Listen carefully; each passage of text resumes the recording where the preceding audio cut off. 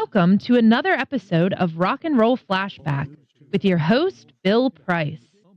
Welcome to Songs That Were Covers on Rock and Roll Flashback. This series will feature the songs that were covers of the original version.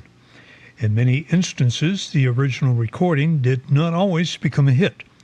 In some cases, it would take at least one or more cover versions in order for the song to become a top hit.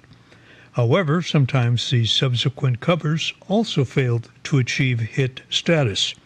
In this episode, I will feature the original and two cover versions of Piece of My Heart.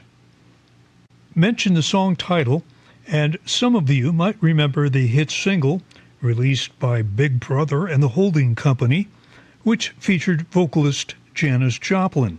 However, it was not the original version.